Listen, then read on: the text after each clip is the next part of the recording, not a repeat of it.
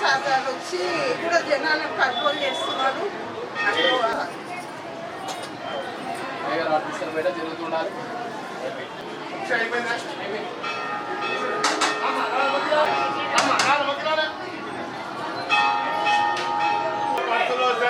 జాగ్రత్తండి.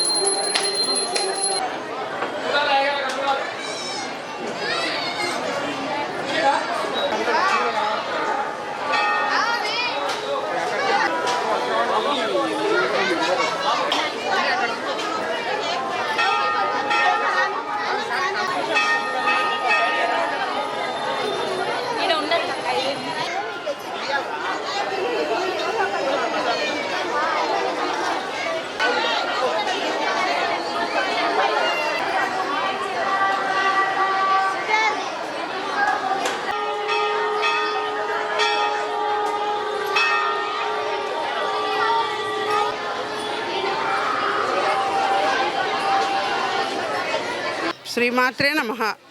శ్రీ రేణుకా ఎల్లమ్మ దేవస్థానము పాలక మండలి ఎం లక్ష్మమ్మ. ఈరోజు శ్రావణ మాసము 3వ శుక్రవారము.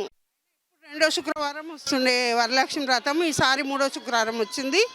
భక్తులు కూడా శ్రావణ మాసం మొత్తం ఇక్కడ చాలా అధిక సంఖ్యలో వచ్చి రోజుకు ఫుల్లు దర్శనం చేసుకొని పోతున్నారు అమ్మవారిని.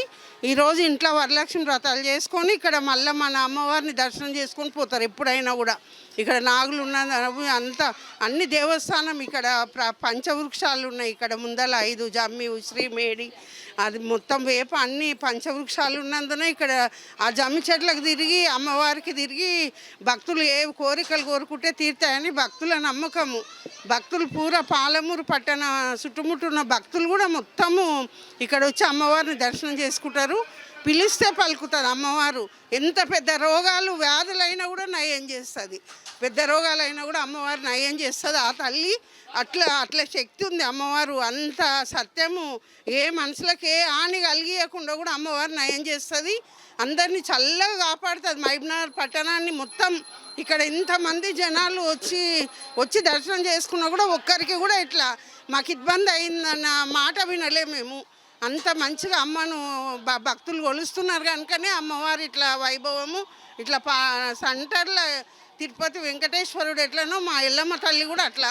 అసలు మా అమ్మగారు ఏ ముహూర్తం చేసిందో కానీ అసలు అమ్మవారు అంటే పూరంగా అసలు ప్రతి ఇంట్లో ప్రతి ఊర్లో కూడా అమ్మవారు వెలిసింది మంచిగా. అసలు ఆ తల్లి భక్తులనంత చల్లగా కాపాడాలని వేడుకుంటున్నాం. మేము 3 గంటల నుంచి కూడా అమ్మవారికి పాలమూరు పట్టణాన్ని చల్లగా కాపాడాలని మేము ఇక్కడ మా అయ్యగారు కానీ మా ఊళ్ళి సేవకులు కానీ మేము కానీ మా పిల్లలు మా కుటుంబము మా అమ్మ కుటుంబము మొత్తం అమ్మకు ఇక్కడ మేమంతా అమ్మకు ఏ సౌకర్యం ఎవరికి ఇబ్బంది లేకుండా మేము ఇక్కడ అంతా చేస్తున్నాం. మంచిగా వచ్చిన భక్తులు కూడా మంచిగా ప్రశాంతంగా ఉండి మస్తు స్థలం ఉంది నిదానంగా కూర్చొని అమ్మని దర్శనం చేసుకొని పోవాలి.